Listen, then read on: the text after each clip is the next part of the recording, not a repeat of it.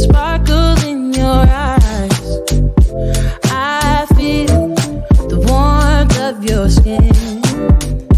Just the touch of your hand makes me tremble within.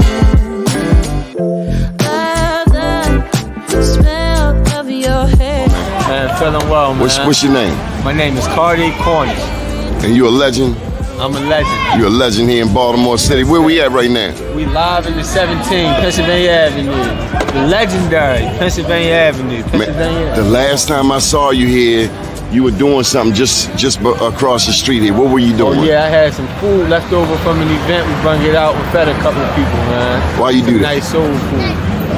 Why you do that? Man, the love that God has shown me in Christ, man, it overflows. That's how it overflows. Yes, sir. We got more than we can use. Already was high within San Antonio, Winchester community, but the age group is getting younger. Children under the age of 18 being murdered in San Antonio has a high peak right now. So our goal is to catch the children.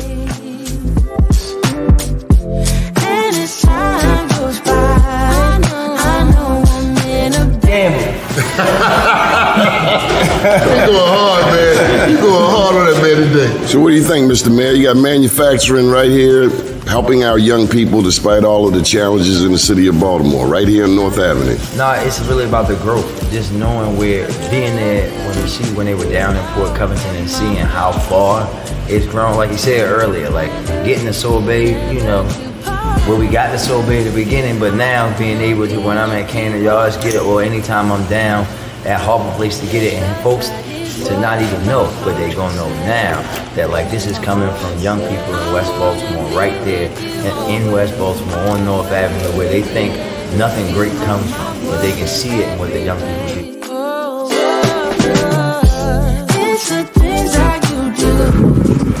Here on the bank of Mississippi, with our very dear friend Floyd Mathis. A beautiful town, just leaving Algiers, which is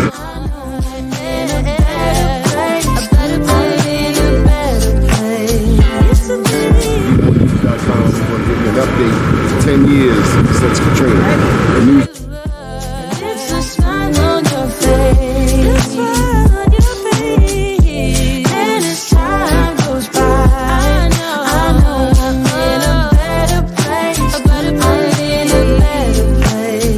All right, y'all, this is what I came to New York for. Besides the Black Wall Street Awards, we're going in here and get some of this real good jerk chicken. Johnny Glover, out. I feel the warmth of your skin. Just the touch of your hand makes me tremble within. But we need to feed our loved ones. DOTS needs to rescind this package policy program so that our loved ones are able to eat every day in that filthy facility that we have some stars in the building. First name's Doni, last name's Glover, in it to win it for the long haul, baby. We have a very special guest today. I'm not big on bragging, but today's guest is all that in a bag of chips. Dr. Eric Kelly III is an acclaimed business leader, entrepreneur, artist, author, poet, and community activist in Durham. Now, for those of you who have been astutely paying attention to my second book, I Am Black Wall Street, you know that Durham, North Carolina, is one of the 3 official Black Wall Streets in the United States, the other 2 being Richmond, Virginia, and of course, Tulsa, Oklahoma. You dropped a bomb on me. Born in Washington, D.C. Now, I didn't know that. Dr. Eric Kelly III is the CEO of the Black Business Expo USA for more than 40 years. And the thing is, the cat doesn't look 35. The Black Business Expo USA is one of the largest business showcases in the history of Black America in North America. Without further ado, pretty face, baby face himself, Dr. Eric Kelly. You were born in D.C.? Yes, sir. Yes, sir. A lot of people don't know that. You know, most people think I was born in Durham, North Carolina. You know, my mom's had me in Washington, D.C. I left there pretty much, I think about 3, 4, and came to Hamlet, North Carolina, and then to Durham, North Carolina, and of course, travel back and forth. My favorite music is go-go. When my boy Chuck Brown. I did not. Tell me, give me one go-go song. Give me one go-go song. Come on, man. Come on. What you want me to talk? What you want me to do? Talk about all of your history? Give me one go-go song.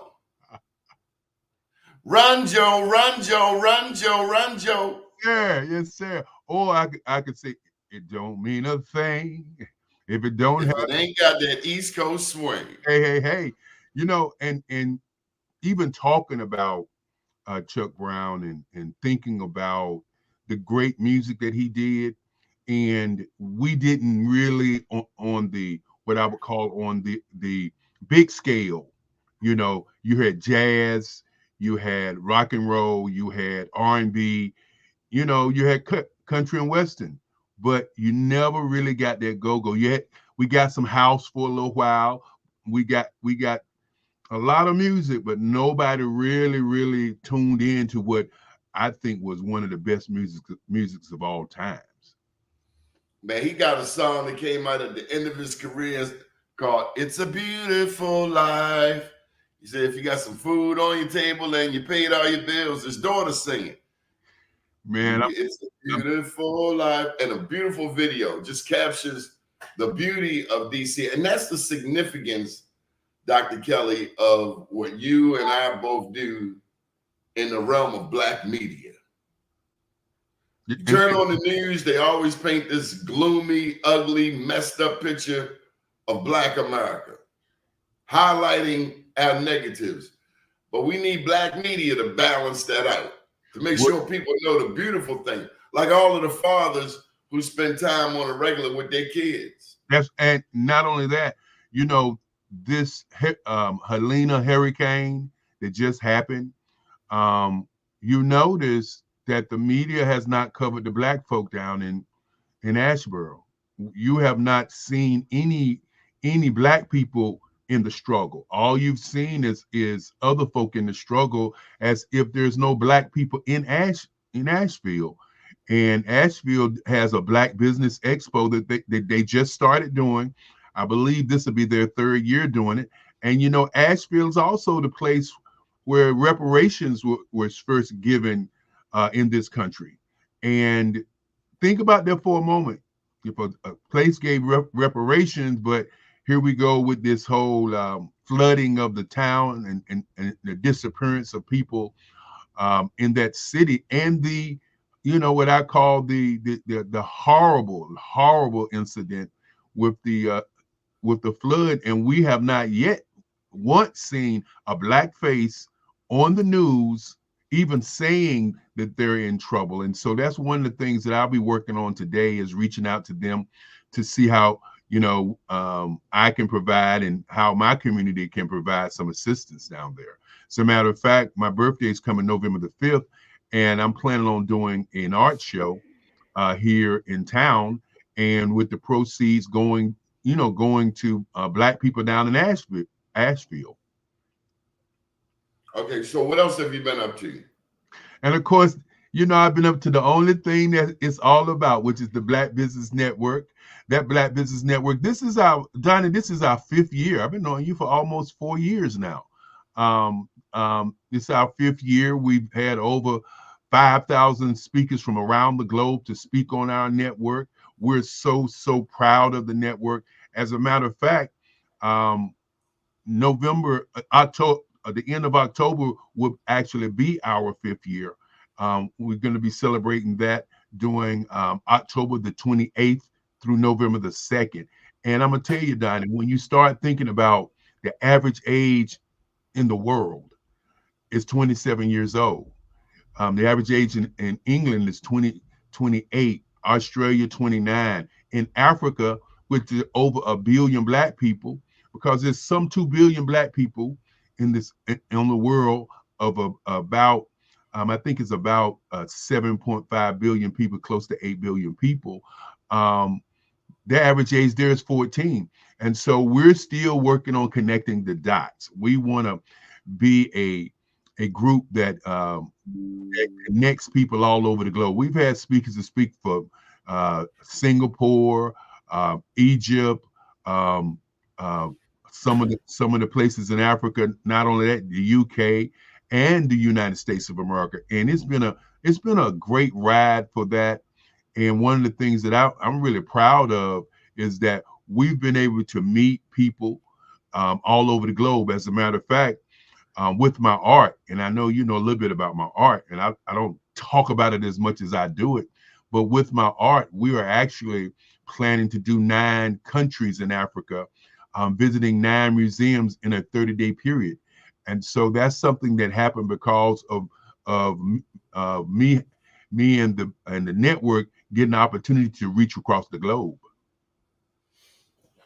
Let me share a little bit more from your bio. Dr. Kelly's purpose for the Black Business Expo is to raise scholarships for students graduating from high school to attend college. Dr. Kelly has awarded more than 25 deserving students laptop computers and scholarship funds for over 30 years. The event's success opened the door for him to become a widely respected host of local radio and television shows. Tell me about the young people. Well, you know, we started out the expo in 1990, and when I say we, I must say my grandmother Lovella Stansel Kelly. She started the expo. She came to my office. At the time, I was running a company called Kelly Worldwide, and she came to my office and said she wanted to do an event that brought Black businesses and corporate businesses together. And so what we did was we designed a show called the Black Business Expo. I was the very first sponsor. Didn't know anything about sponsorships, didn't know anything about putting on shows, but it was her idea. And so as a good grandson, I dove in and we did a show. We had 93 businesses the first year. And the reason that we did the show was to raise scholarships for kids who were not, what I would say, were not able to go to college. We didn't give 4-year scholarships. We just gave $500 to $1,000. And our first scholarship went to a young man by the name of, let me think, that guy's name was Chris Williams. His mother's name, Lisa Williams. He was our first person we gave a scholarship to back in the day. And so we have continued to do that. We find that, you know, we haven't been able to give as many scholarships as we want. And we're still looking for vendors to give us laptops, computers, to allow us to continue to help our students compete on a high level. So how does Black business, you wanted to show a clip. Let's show the clip. Okay, let's show this clip here.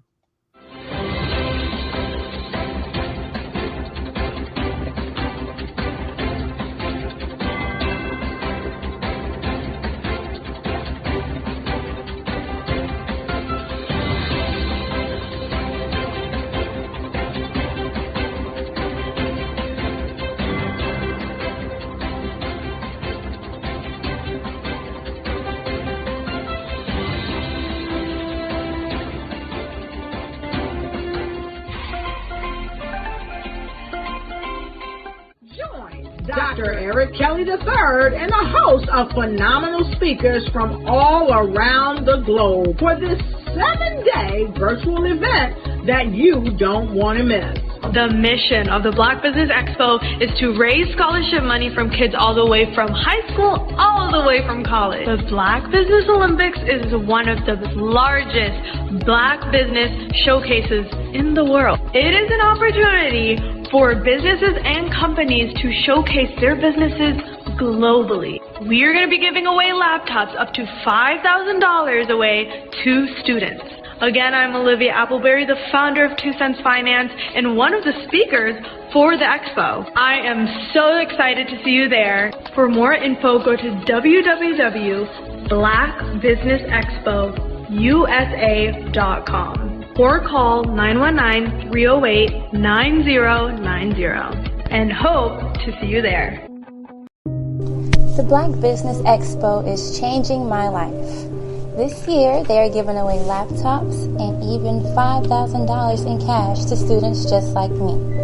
I'm Alexis, and I want to go to college to fulfill my dream of becoming an entrepreneur. Help the Black Business Expo going to www.blackbusinessexpousa.com and also by becoming a vendor, a sponsor, or donating. Hello, I am Dr. Eric Kelly III, the visionary strategist and founder of the Black Business Olympics. I invite you to showcase your Black-owned businesses on the Black Business Network global stage. The Black Business Olympics is a global Black Business Network platform that propels Black-owned businesses into the international spotlight. By showcasing your business on the Black Business Olympics platform, you can reach a worldwide audience of potential customers, partners, and investors. You can also establish yourself as a thought leader, an expert in your field, attract lucrative partnerships, and more speaking engagements. In addition, the Black Business Olympics platform provides a valuable opportunity to connect and collaborate with like-minded entrepreneurs and business professionals from around the world. This can lead to new business opportunities, ideas, and relationships. Finally, by sharing your story and expertise on the Black Business Olympics platform, you can inspire and empower others. This is a powerful way to make a positive impact on the world and leave a lasting legacy. If you are a Black-owned business owner, I encourage you to. So, Dr. Kelly, it looked like it was freezing up there. Okay, I didn't even notice.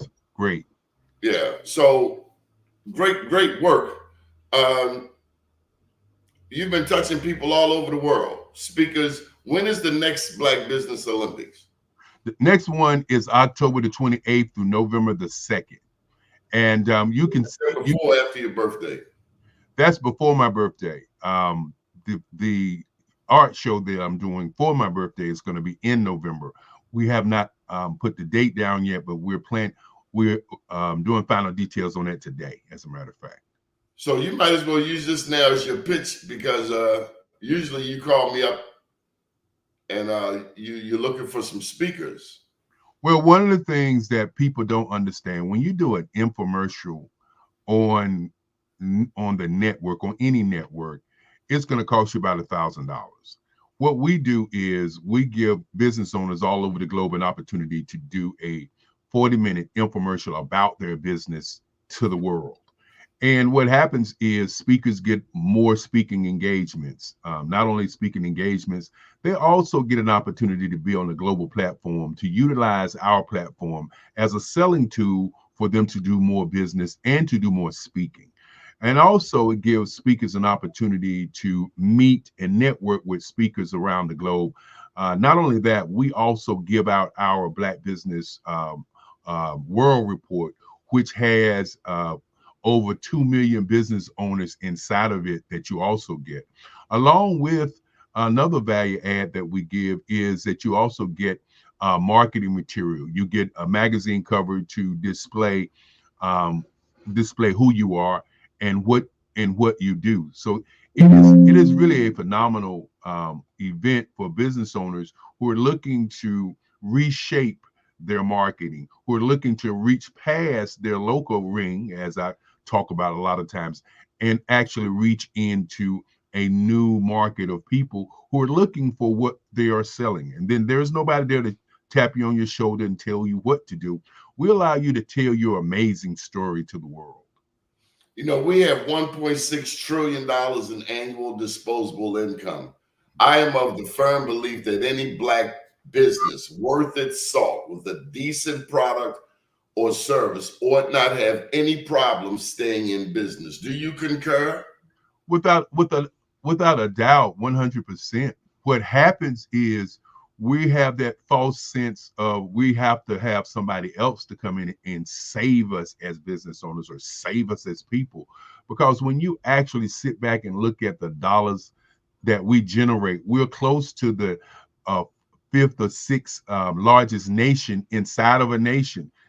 when we take See, I was told we're more like the 15th largest economy. So you say the fifth largest economy, I would say the 15th, but we certainly in the top economies in the world.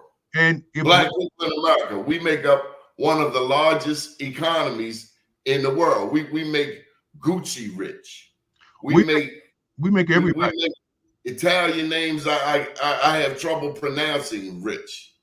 We make everybody rich. We make the liquor companies rich. Well, you know, it's now time to start doing it for ourselves.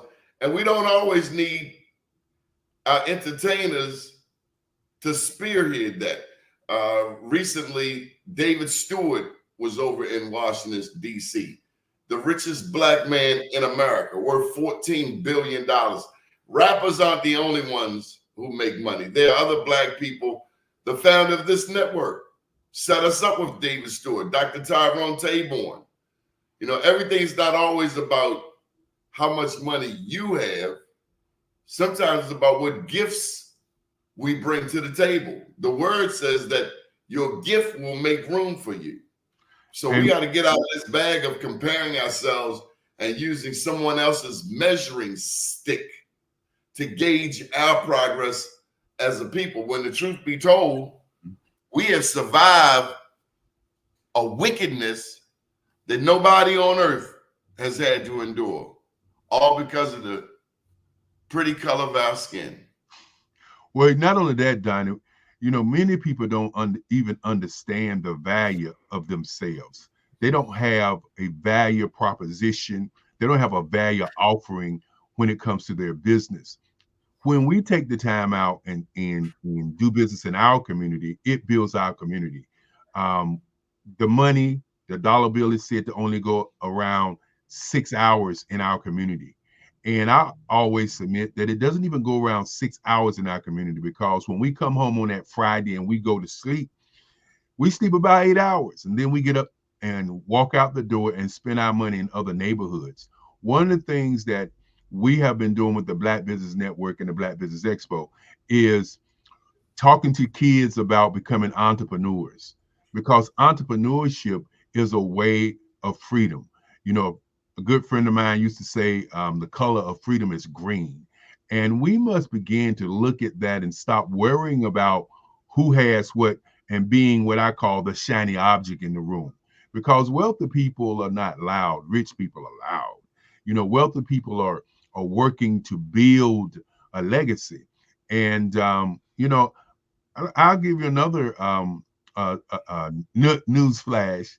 I just finished a book called The Who, What, When, Why, and How book. And it's a book about mental mastermind mindset and mind shifting. And it talks about your mind print. And it talks about how you can earn money by changing your mindset, how you can have a better life by changing your mindset, because what you think about all day is who you truly are. And when you walk into a room and you look at and you think about who your friends are who you are. So sometimes we have to get new friends and get in new rooms. And I think get away from broke people. Yes, and I think it's amazing that you had a chance to reach the richest man in America, you know, David Stewart. And he's quietly being this really, truly a star in America. And we can go down the list and talk about a lot of other millionaires and billionaires. But at the end of the day, we have to begin to cultivate our kids so that they can understand that one reason that they're destroying books, one reason they're keeping our kids from learning their culture is because we have a grand and bold culture. And in my book, I referenced two Black people because I believe in the law of duplication. You know, when you look at a cell phone, when you look at a computer, you know, Bill Gates is rich because he duplicated his software. The cell phones have apps on them, and cell phones have been duplicated. But I reference Madam C.J. Walker in my book. I reference George Washington Carver in my book. These are two giants that many of our young people don't know anything about. George Washington Carver doing over 300 products with a peanut, and Madam C.J. Walker, who was one of the greatest millionaires of all times. And one other note to her was the man she married was an advertising guy, and many people don't even know anything about that young man. And I think sometimes we don't know a lot about our history, and when you don't know your history, then your history is going to be what I call repeated. And so, what history? So, I got to jump in and tell you that there wouldn't have been no Madam C.J. Walker if there weren't for Annie Turnbull Malone. That is. A lot of people don't know that Madam C.J. learned her game from Annie Turnbull Malone, who also had out there in St. Louis, if I'm not mistaken, a whole college. Yes. Teaching people the beauty industry. Yes. And the biggest tragedy is how the black beauty industry, founded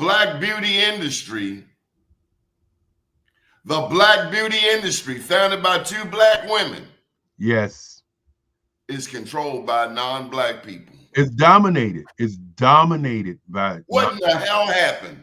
Well, beggars sitting on bags of gold. They got women all the way in Africa buying hair from Asia. Blows my mind. What happened to us controlling that economic power? Well, you know, that we created. We created it. As my grandmother. And you want to talk about wigs? The first wigs come out of Africa. Well, as my grandmother would say, we just sit down and stop looking at our culture. We sit down and, you know, Donnie, you know, a lot of times I talk about this and people push back on what I'm getting ready to say.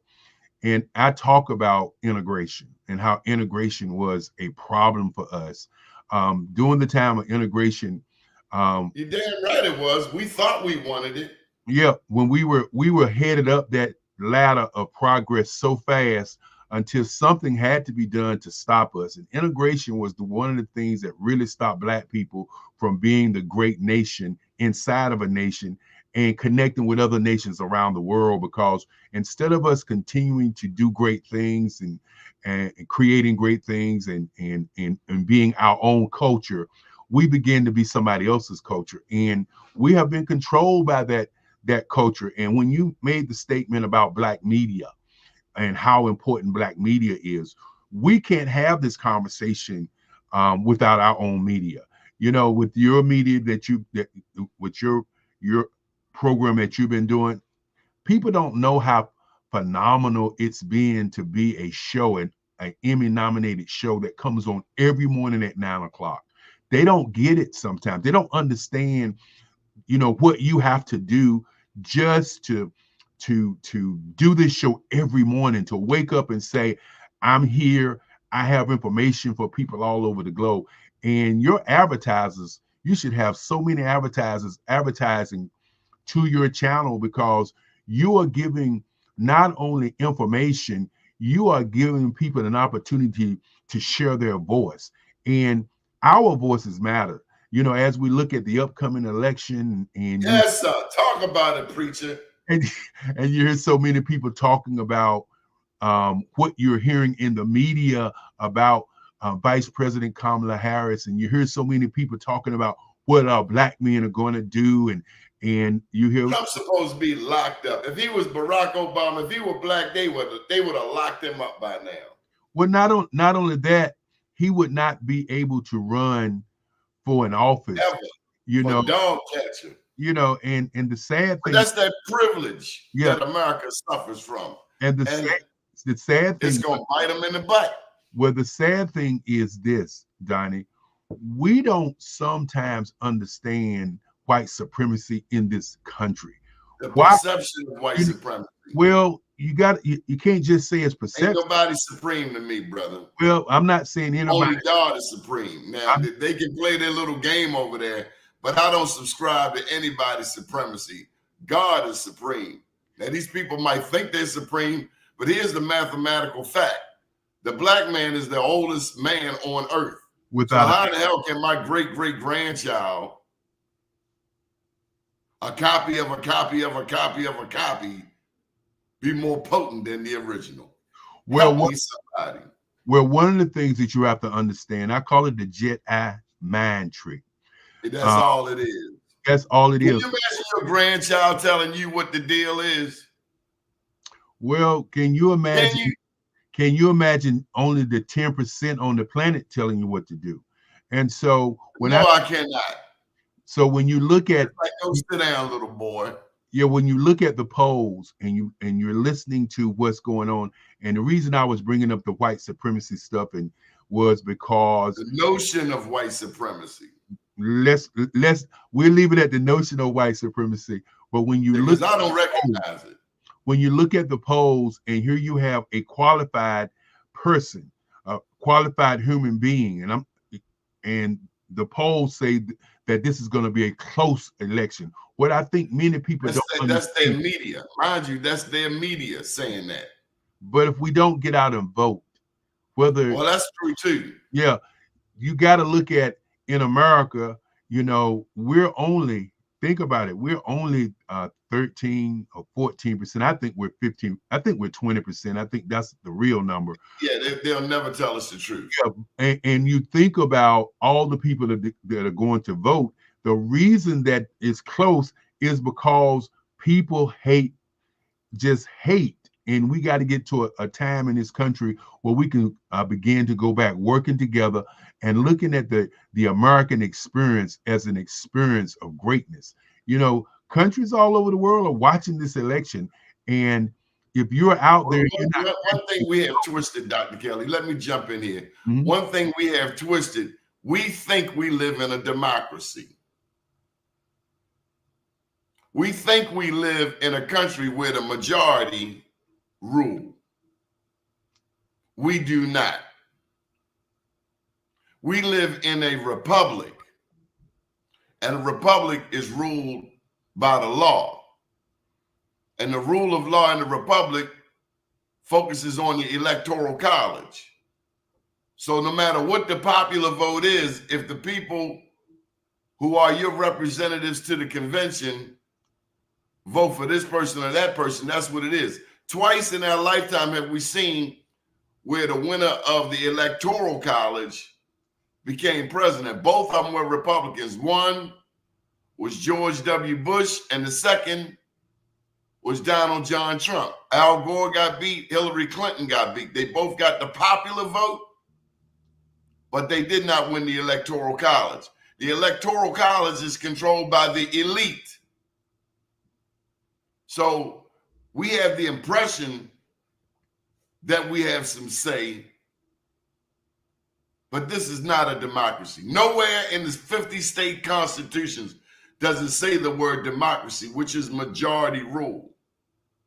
So truth be told, it's a damn game. But anyway, I got a surprise for you. Hold that thought. We're going to get a hurricane update black style. Are you ready? Welcome to the show, Byron Dees. How are you, sir? Unmute yourself. The microphone. Morning, brothers. Good to see you. Good morning. I expected to see you holding on to a street. I know it. Tight and your body all up in the air and the wind blowing through your hair. Give us a hurricane update. What's it? Is it Milton or Helene? What city is he in first? Where is he at? Yeah. So I'm in Central Florida, in Sanford, Florida, just outside of Orlando. Mm-hmm. And so the storm is coming in directly. If you're familiar with Florida, the I-4 corridor, which is from Tampa to Daytona Beach, and it's coming directly just south of Tampa, and will essentially follow the middle part of Central Florida through the Orlando metropolitan area, right out to the Daytona Beach, Cocoa area. And so it's the interesting part about that is Central Florida usually, in terms of having the eye go across, it usually is spared. It never usually gets the eye. I mean, just a couple of weeks ago, there was a storm that was going up through the Big Bend area, headed toward the Panhandle. And so the Central Florida got some of the outer bands, about 50-mile-per-hour winds and things like that. And then that storm, Helene, went up and took all of the Gulf water and soak the rural part of the southeast part of the country, which is crazy when we think about these hurricanes, where they, especially in the Gulf or even the Atlantic, they soak up all of this water. And then once it hits land, it slows down and just dumps all that water on top. And so, so regardless of who you are, what your economic status is, what your race is, what your politics are, no matter. It's coming, and so it's interesting when you look at, these things that are happening and how it plays into the timing of all things associated with, politics and government and economics. I was just reading this morning that the president reached out to Ron DeSantis to get an update and kind of talk about how they can do some coordination with FEMA, and the governor's administration didn't even answer the phone. Purposely didn't answer the phone. We know he's ignorant. He's the one who want to ban books. That's right. When he's a damn immigrant himself. Exactly. So, but with that being said, the whole point, and our brother Michael Randolph, who's always on here, man, we're praying for you, brother, out there in Tampa. Hope all is well with you and your family, and or if you've evacuated, that's one of those areas where, because it's coming directly, it's a direct hit at that speed. Evacuation may be the best thing to do. And Doni, as you know, this was my week to be in Baltimore, and I was on my way, and cancellations started coming in, but at the same time, I've been in this situation over the past 2 years. We've been traveling back and forth from Baltimore to Florida. And when we originally made the move, it was during, I can't remember the hurricane. I was in Baltimore. My wife and daughter was in Sanford with the storm right on top of them. And so it was just Sanford. That's Trayvon Martin country, correct? That is where Trayvon Martin was murdered. And so, yeah. You ever see George Zimmerman walking around? Nah, brother. I got a German Shepherd, would like to meet him. You know an interesting story about that. So one of my classmates from high school, because I grew up in Sanford, Florida. He wouldn't be walking around saying that. I assure you that. Listen, white guy, one of my classmates from Seminole High School in Sanford, Florida, about 2 years after the Trayvon Martin murder, he got into a road rage with George Zimmerman, and basically pulled out his gun. It's a white guy. He ended up going to jail he went to jail because he got into road rage with Zimmerman, which was a crazy situation there. But yeah, this is where we are, and we are in the path, and we're expecting on the high end around 75 to 85 mile per hour winds. Now, we understand that you got all kinds of scams going on down there in Florida. We understand that them insurance companies don't like paying for people to rebuild their houses. Like this, a regular scam old thing that if you get some insurance in Florida, you might want to get a insurer that's not connected to the good old boy network down there. Listen, it's more than talk. When you move to Florida, or if you own property here and you are insuring that asset, you really have to know what you're doing and be prepared for that cost and that line item in your budget. Because if you're moving from Maryland or any other place where the cost to insure homes and cars and things like that is priced how it is in Maryland, but because of the threat of hurricanes, it is. See, what you got to do is take them insurance company presidents and put their address and phone number on the internet. Hey, that's one way. I guess it's called accountability. Haven't tried that. Excuse me, sir. Where's my damn money? And don't worry, we'll be staying in your house until we get it. It's truly an economic factor that many people deal with. They sticking up people. They stealing in the name of America. Well, it's just like what I said earlier about the people in Asheboro. We have not yet seen one black person on the news struggling in Asheboro talking about the flood. We've seen everything else. We've seen, got stuff flying around. We've seen everything else, but we have not seen our Black brothers and sisters. And I think that's a sad plight of what goes on in the media, because we can talk about joining hands and locking arms and bringing resources, but as I said earlier, this is a place where the first reparations was given to Black people. Okay, so it's FEMA down there, Byron. If reparations was given to Black people, where the Black people at? Byron, is FEMA down there providing aid to Black people? Are Black people caught up and struggling? It's interesting because the FEMA, the SBA, a lot of the federal outlets have been in communication with the local county commissioners throughout, to be honest with you, throughout the state. I would say over the past 3 months, going from county to county to outline, here's what needs to be done if and when you're going to get a hurricane, so it's coming. And so there has been a lot of prep. It's interesting. And we've seen, and I know some folks who work in both FEMA and the SBA to highlight funding, how to tap into those federal resources if and when this happens. So there has been preparation, thankfully. And in the state of Florida, you have no choice. You have to have that a part of your outline municipal agenda to factor in the potential costs and how you connect with the state and federal level when things like this happen. It's not like, well, maybe we'll have a snowstorm or whatever the case. The hurricanes are coming, and if you're on that, especially if you live on the Gulf or the Atlantic, more than likely you're going to experience something. Now, the direct hits aren't a guarantee every year, but you're going to experience some form of high winds over, tropical storm style wind each year. Well, what's the difference between Florida and what happened in New Orleans with Hurricane Katrina? Well, let me jump in there, because I was there in New Orleans, and I did get the opportunity. Over 1,000 people died in New Orleans. The difference is that the way that New Orleans is set up, New Orleans is like in a cup. Mm-hmm. The sea level is up here. New Orleans is down here, and when you're in New Orleans, the water comes down into the cup, and that's one of the primary differences in New Orleans and Florida, because in New Orleans, what I learned, because I stayed there there was a hurricane that was supposed to hit New Orleans. The biggest hurricane in North America was supposed to hit New Orleans, and it turned, and over 1 million people in New Orleans left. And the reason that there were so many people in New Orleans for Katrina is because the first hurricane turned.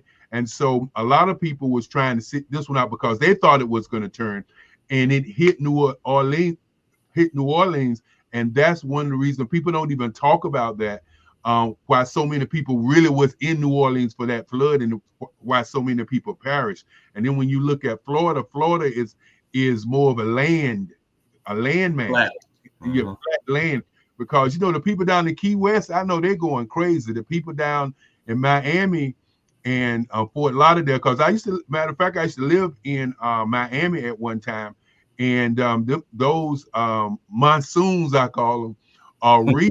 They are truly real, because when they come in and hit you, they come from nowhere, and so that's one of the things that Black people don't even think about. They don't even talk about it, because we're in it. And I think one of the things people don't think about New Orleans is that this hurricane that hit Asheboro, and I know I'm gonna get some. I'm a conspiracy theorist when it comes to a lot of these things. But if you notice, some of those, North Carolina has like over 100 dams in North Carolina, and if you watch and really look at some of the information that was out there, they sent a lot of water down those hills and those mountains because of the pressure of the water that was coming to North Carolina. Because if the dams burst, now you're talking about more than the 300 tons of water that they had to allow to escape the dam, so the dams wouldn't bust. in North Carolina. And so these are a lot of things we don't even talk about. Now, well, that's the point there. I don't understand a lot of this, but what I do know is that global warming is playing a significant role in all of this. My understanding is, as Randolph just put up, this will be the worst storm in 100 years. Any thoughts on that, Byron? Yeah, well, I would say that the issue when you look at the Gulf of Mexico compared to the Atlantic Ocean is, you think about the Gulf is almost like a cup, if you will, and it's actually relatively shallow compared to the Atlantic Ocean, but the waters are really hot. I mean, it's really, really warm in the Gulf of Mexico, and so this time of year, when you have these storms coming up, they can easily form. We saw just in this particular storm that's on the way, it was less than 10 hours. It went from a tropical storm to a Cat 3, and then within 24 hours was a Cat 5, just because of the warmth of the water. Now, pardon my ignorance. Can you explain that whole cat thing again? I'm a city boy. Yeah. So the category. So I believe it's the first category. You have to hit at least 75 miles per hour wind speed, and so once you get from category 5, category 1 at 75 miles per hour, that starts, and then it just goes up in increments. I believe once you get to a category 5, which is been the largest on record. At that point, you believe you're between 175 to 200 miles per hour winds, which again, this storm has gotten to that point. And I believe now it's probably down to a Cat 4. And they say that by the time it hits Tampa tomorrow, it'll be somewhere between a Cat 4 and a Cat 3. We're looking by the time ain't no going outside, going to the store. No, you better get all that done. And man, listen, yesterday I was telling my wife, I was comparing digging sandbags to just plowing snow. I was like, I'm trying to figure out which one's the worst. Like, we're digging sandbags, man, trying to get these bags to line up around all the areas where there could potentially be flooding coming in, so it doesn't come into your house and the whole nine. How many sandbags you got to fill up? I filled up 20 bags, man. Is that enough? Well, and actually, the truth is, I filled up 20, and I took some to my mom and dad, and so but it depends on the area, how your house is, where your exposure areas, because you're basically just trying to protect it from getting into your house. And so, my dad has a lake behind his house, so we had to line that up, make sure that any water lake rises, it doesn't come into his house, So, but yeah, man, it's we the only thing we trying to keep out of our house is stick up people and robbers. Well, we know how to do that. I can't say that we did get some rain here in Durham, North Carolina. As a matter of fact, we did get some level of flooding in the Raleigh area, and so our hearts are out to you guys, man. I hope that everything works out. I hope you don't get flooded out, but please stay in touch, because again, the resources that we have as Black people are us. We have to continue to share our resources, because we don't even realize how much resources we have when we not only stick together, but we work together. So I will get your email after the call and see if there is some assistance that we can provide. There are some people in my network that's been calling me about the flood, about the hurricane. And I definitely want to share those resources, because it's really important that we make a band in terms of Black people around the globe. And because, like I always say, we all we have. It's Dr. a real Kelly thing, actually. runs the Black Business Olympics, Byron. Why don't you tell them what you do? Yeah, no, I was listening to Brother Kelly earlier about the Black Business Olympics, and so I run a professional services company called the Dream Makers Network, which we work with Black businesses all across the country. Big part of why I even came down here was to expand the business into the Florida market, really providing professional services for business owners and their employees to help those companies grow, but at the same time helping everybody prepare for retirement. So by trade, I'm a financial advisor and work in wealth management, but most of my time is spent diving into the financials of business owners and trying to help them identify how to grow their businesses and one day potentially sell that business so they can really tap into what we call generational wealth. It's good to be able to own a job, that can pay your bills and keep your lights on and things like that, and hire folks and keep folks employed. But if we're really talking about generational wealth, how soon can we get to passive income, 100% passive income that will last beyond your lifetime? And so that's the work that we do at the Dreammakers Network. What Doni does this all the time. I think people don't really realize, when me and Doni first met, Doni was asking me about the Black Business Olympics. And I was telling him it's 7 days. We break it down into 7 different themes. We do on Monday, we do education, empowerment, and inspiration. On Tuesday, we do advertising, public relations, marketing, sales. On Wednesday, we do 64 ways to do business on social media. On Thursday, we do diversity, equity, inclusion, and access. On Friday, we do Generation X versus Generation Z. How do you bridge the digital and generational divide? On Saturday, we do Black business and the culture. And then on Sunday, we do Black business and innovation. And we do from 8 o'clock in the morning to 8 o'clock at night. And then we flip the script and we run a 24-hour Black business network for 7 days in a row. And when I told Doni that, Doni has been connecting me with business owners from all over. And he does it all the time. And I think sometimes this is the part that we really miss. We really miss the real heroes of our community, the real stars, not the singers and dancers, but the real stars who are really shining a light on people and bringing people together. Because like I tell people on my network, and we have Singapore, we have UK, we have Africa, we have the United States of America. I would not meet you if it was for this conversation. I wouldn't walk into Baltimore and run into a Brian Deese who's doing great work. I wouldn't walk into Baltimore and run into a Donnie Glover who's doing great work. And so Black media and what we do is so important. We sometimes don't see it. And thank you, Doni, for allowing me to go on that rant, because I know we're getting down to the hour. And I just want to make sure that speakers out there who want to speak on our network can call 919-308-9090, which is— You gotta say that slow, partner. You gotta slow that down.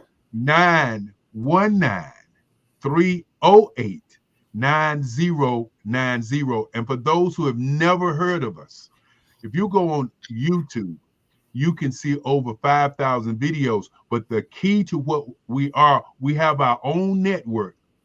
And you go to bxtv.org to our own network, because we stream to some 20 social media sites. So we don't depend on the Facebooks, we don't depend on the YouTubes, we don't depend on the Twitters to send our information. We send our information to them as a Black, not only organization, but as a Black network. And again, Doni, we are on STEM City, because each time that we broadcast, STEM City has had us on there each and every time that we broadcast the Black Business Network. And again, I want to say to you, man, thank you for allowing me to be a part of this morning, because it's always a great morning. When you ain't heard nothing yet, preacher. If you give me a chance, you won't even take a breath. Hey, Byron, give us a business tip. Oh, man. Well, I would say, number one, I got one for you, Byron.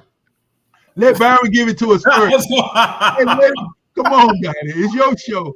Come on. Can we get one? Come on, Byron. Give it to us. I was at number one, though. I got one for you. But it is his show, though. So yeah, whatever he says, he can do. So if you know if you know 6 broke people, get away from them so you don't be number 7.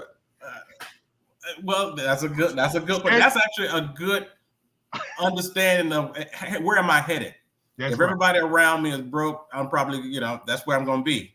But I would say, and one of the things that I really, in terms of business tips, is to always make sure you have at least one revenue stream that is passive, that the objective of it is passive, meaning you do it one time, or you start something with the intention of it recurring and residual income. So to the place where you built something, whether it be practical, like you say, you bought a house and you rented it out, or you bought a stock and it pays you dividends, or you hired some people and they are paying you because they're doing the work. But you make sure at least one of your revenue streams creates passive income, because at the end of the day, and I know we love the work that we do and we want to do a great job at the work that we do, but ultimately generational wealth is about passive income. Well, have you defined passive income such that we understand it? Because that was the kind of willy-nilly. Passive income is money earned from sources other than a traditional job requiring little time or effort. Is that it? That's right. Let's put it up there. We want to educate people. That's right. That's right. That means that. And we also want to make sure, Donnie, Brian, you tell us how to reach Byron. Excuse me, Byron, how to reach. He let you slide once. Don't make that Florida come out of him. Hey, I ain't worried about Florida because DC is still in the house. But again, let us know how we can get in touch with you so that more people can do what you're doing and support you in what you're doing.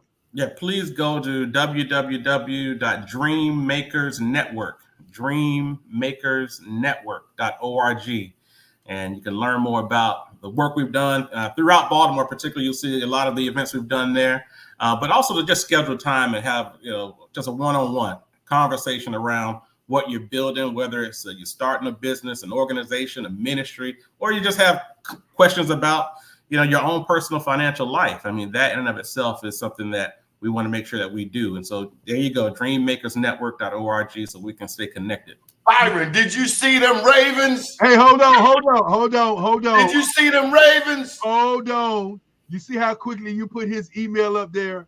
I mean, his website up there. Where is bxtv.org? Hold up. You have absolute control. I thought I was signed you. Too. I just want to make sure. Hold up. We ran your whole commercial. You mean to tell me you can't type that in there yourself? Give a man a fish you eat for a day. Teach a man a fish you eat for a lifetime. Why don't you type it in there, Dr. Eric Kelly? I will type it in there, but you notice how quickly your fingers went. I just want you to know how you. Well, he is a paid advertiser. Oh, but here's the point, and why? Because this is important. Black USA News is important. It is. And so who's going to invest if we don't? So we can't be out preaching one thing and doing another one. Yeah, Dr. Kelly. As a matter of fact, I can't even put mine up there because everything is full over here. I can't even put it. I put it in the comments section. Okay, I'm just looking at what's going on, brother.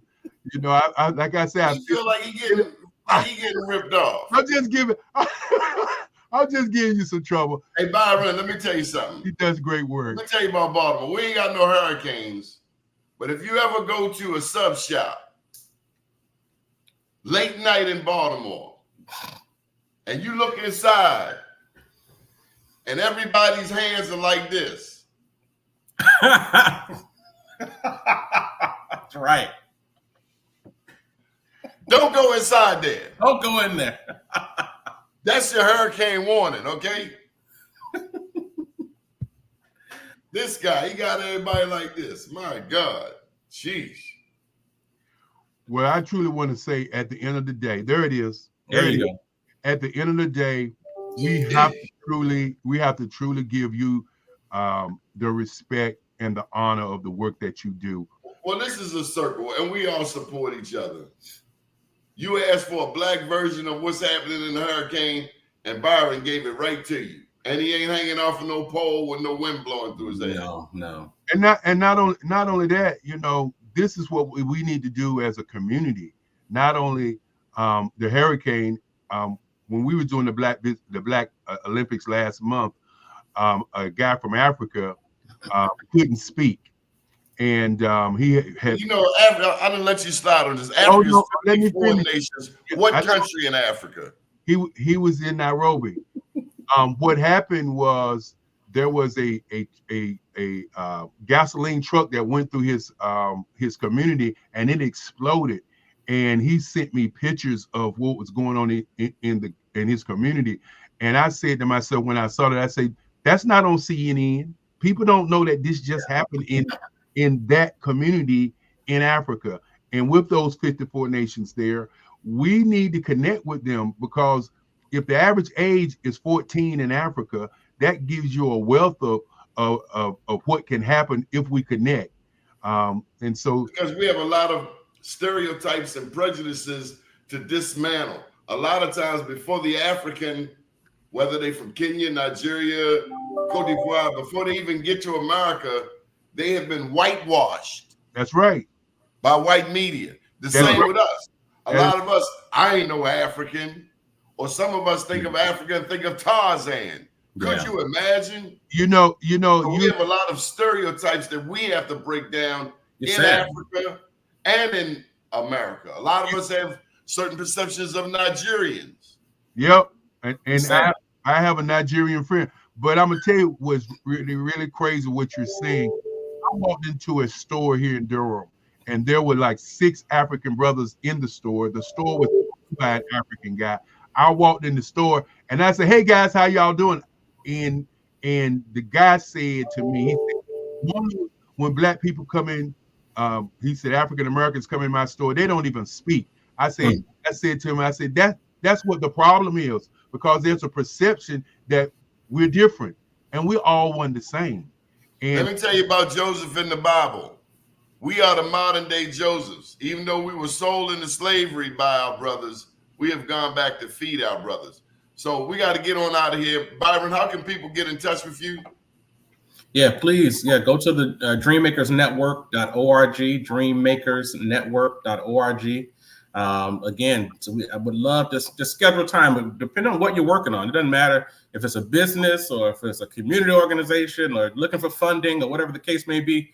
You know, we can help connect the dots. That's just helping to really help provide professional services for business owners, entrepreneurs, and also working with those employees who one day want to retire. You know, we want to help address those needs as well. Is that a T on your shirt like the Morehouse Tigers? Oh, well, you know what happened to those Morehouse Maroon Tigers this Saturday?